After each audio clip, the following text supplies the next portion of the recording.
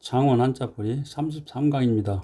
이번에는 벼와자가 들어가서 만들어진 많은 글자들, 그리고 늘글로자 모양에 들어간 글자들, 공평할 공자와 골자의 곡자가 들어가서 만들어진 글자들에 대해서 설명을 해드리겠습니다. 먼저 벼와자입니다. 이 글자는 나무 목자 위에 이삭이 들어오진 모양의 삐질뼈를 합쳐서 만드는 글자인데, 나무 모양의 줄기에서 이삭이 패어 드리워진 벼의 모양을 보고 만든 글자입니다. 벼, 곡식 등의 뜻으로 쓰이고요.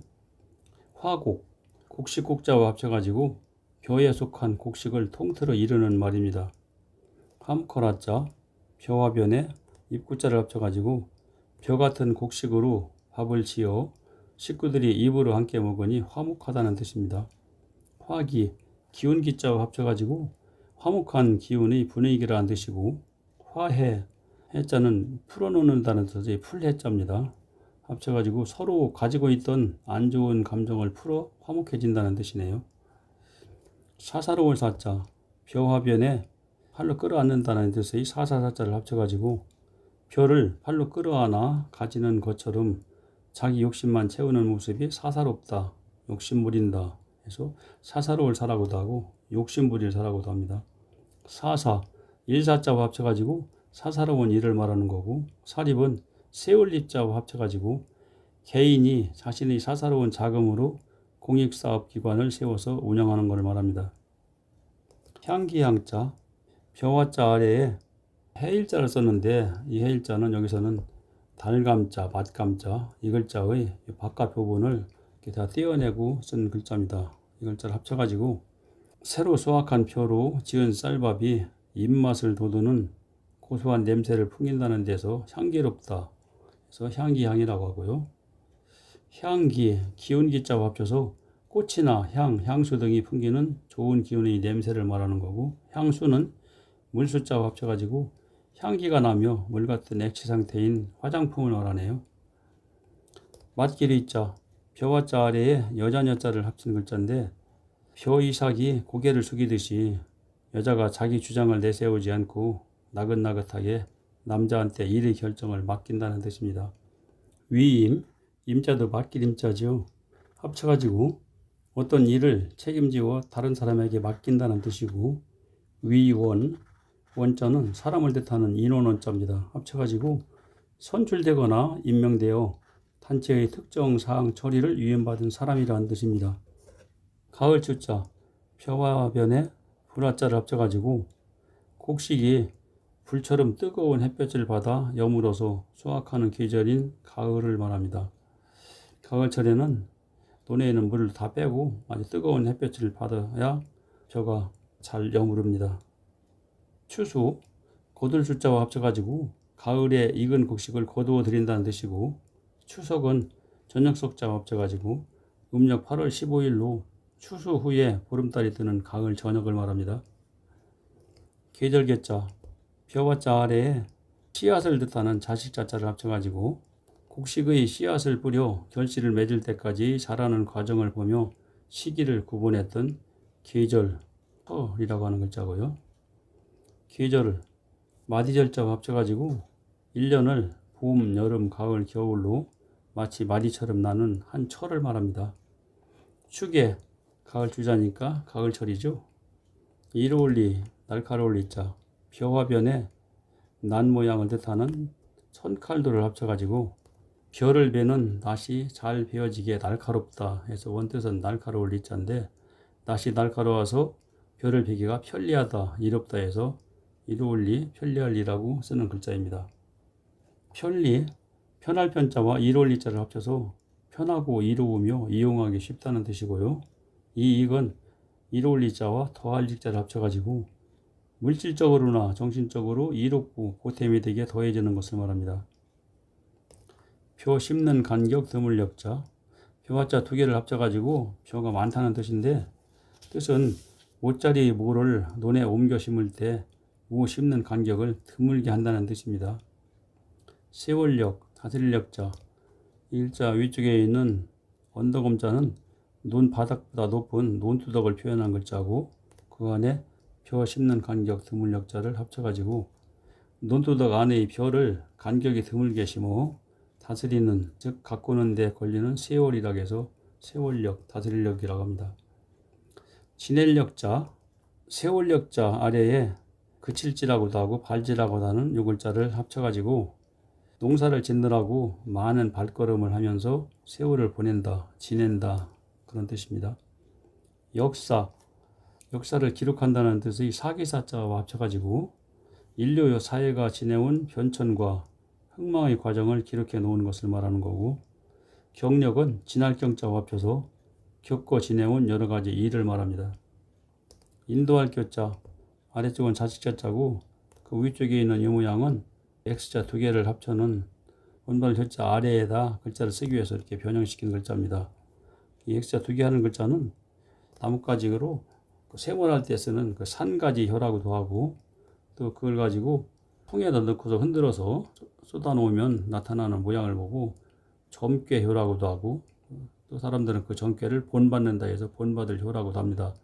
여기서는 본받을 효의 뜻으로 쓰인 글자고, 합쳐보면은 자식이 훌륭한 사람들을 본받도록 인도한다 해서 인도할 교라고 합니다. 가르칠 교자, 맨 아래는 자식자자, 그 위쪽은 본받을 효자가 이렇게 변한 이 모양, 그리고 오른쪽에는 해초리를 친다는 칠복방 합친 글자로 자식이 훌륭한 사람들을 본받도록 인도하기 위해 해초리로 쳐서 가르친다는 뜻입니다. 교육, 기를 육자와 합쳐가지고 지식과 기술 등을 가르치며 인격을 길러준다는 뜻이고, 교실은 방실자와 합쳐가지고 학생들에게 공부를 가르치는 방을 말하네요. 늙을로자, 이 글자 위쪽에 있는 흑두자는 이 털모자가 변형된 글자입니다. 그리고 맨 밑에는 변화할 빛자, 그리고 이 빛일별은 지팡이 모양을 표현한 글자입니다. 합쳐서 머리털이 하얗게 변하고 지팡이를 짚고 있는 늙은이라는 뜻이네요. 노인, 사람인자와 합쳐서 나이가 들어 늙은 사람을 말하는 거고, 노약은 약할 약자와 합쳐가지고 늙은 사람과 약한 사람을 통틀어 이르는 말입니다. 늙을로자, 이 글자는 앞에 설명한 이 늙을로자에서 변화할 빛자를 생략한 모양이며 부수자로 쓸 때 많이 쓰입니다. 생각할 고자, 이 늙을로자 아래에 숨막힐 고자를 합쳐가지고 늙으면 숨이 막힐 정도로 깊이 생각한다는 뜻입니다. 고려, 생각할 여자와 합쳐가지고 어떤 일에 대하여 깊이 생각하고 헤아려 본다는 뜻이고, 고찰은 살필 찰자와 합쳐가지고 어떤 것을 깊이 생각하고 살펴 연구한다는 뜻입니다. 효도 효자, 이 늙을로자 아래에 자식 자자를 합쳐가지고 늙은 부모를 자식이 잘 받들어 보시는 게 효도라는 뜻입니다. 효도, 도리도자와 합쳐가지고 자식이 부모를 정성껏 섬기고 공경하는 도리라는 뜻이고, 효심은 마음심자와 합치니까 자식이 부모에게 효도하려는 정성스러운 마음이라는 뜻이네요. 사람자, 놈자, 모을자자, 이 글자는 앞에 설명드린 늙을로자와는 전혀 관계가 없는 글자입니다. 여기에서 이 흑도자는 큰 대자가 변형된 글자고, 빛일별은 지팡이 모양의 삼대를 나타내는 글자고, 밑에 이 해일자는 가마솥의 모양, 그리고 점은 김이 나는 모양을 표현한 글자입니다. 그래서 이 글자는 길잠을 하기 위해 삼대를 모아서 가마솥에 넣고 삶는 모양의 글자입니다. 그래서 이 글자 아래에다가 풀알자를 합쳐놓은 삶을자자의 원래 글자이고요. 이 뜻을 보면은 길쌈하려고 큰 지팡이 같은 삼대를 이놈저놈 모아서 솥에 넣고 불을 떼서 김이 나게 삶는 사람이라는 뜻입니다. 그래서 다른 글자와 합쳐 쓰이면은 삼대를 삶기 위해 모아놓는다는 모을 자자의 뜻으로 쓰이고, 혼자 쓸 때만 사람 자자 또는 놈 자자라고 쓰는 글자입니다. 부자, 부자 부자와 사람 자자를 합쳐가지고 재물이 많아서 살림이 넉넉한 부유한 사람이라는 뜻이고요. 기자는 기록할 기자와 사람자를 합쳐서 신문이나 방송에 실을 사건을 취재하여 기록하는 사람이라는 뜻입니다. 도읍도자, 모은다는 뜻의 모을자자와 고을읍자를 합쳐가지고 사람들이 많이 모여 사는 고을이 도읍이라는 뜻입니다.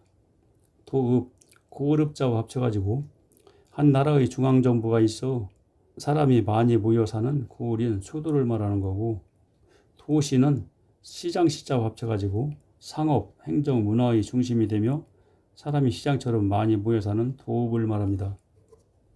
공평할 공자, 이 사사로운 사자와 나눌 팔자를 합치는 글자인데 사사로운 욕심을 여러 사람들한테 나누어 주면 공평하다 하는 뜻입니다. 공평, 평평할 평자와 합쳐가지고 어느 한쪽으로 치우치지 않고 평평하고 고르다는 뜻이고요. 공공은 함께 공자와 합쳐가지고 국가나 사회의 구성원 모두에게 다 함께 공평하게 관계되는 것을 말합니다.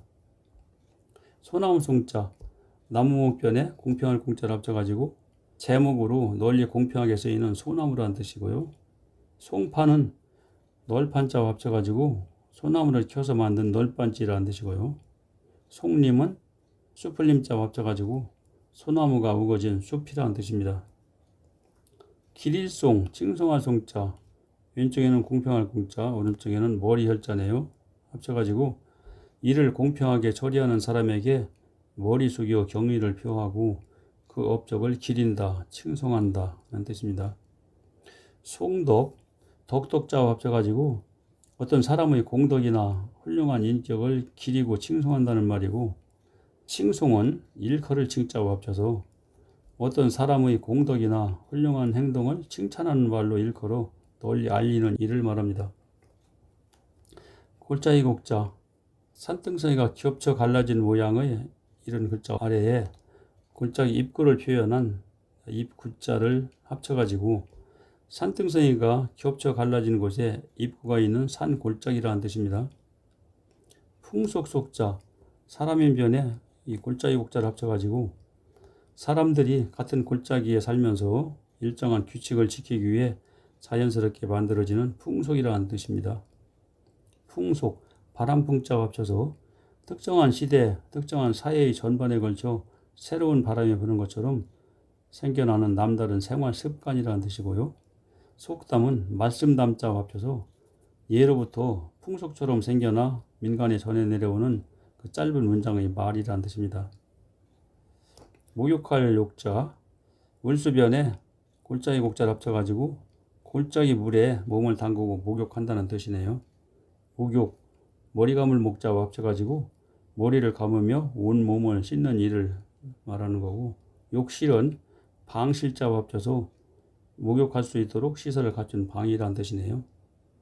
얼굴용, 담을용자, 집면자 아래에 골짜기 곡자를 합쳐가지고 골짜기 같은 집 안 구석구석에 물건을 많이 담아놓는다 해서 담을용이라는 글자고, 생각에 따라 온갖 표정이 담기는 게 사람의 얼굴이라고 해서 얼굴용이라고도 합니다. 대부분 담는다는 뜻으로 쓰이는 글자입니다. 용기, 담을용자와 그릇기자를 합쳐가지고 물건을 담는 그릇이라는 뜻이고요.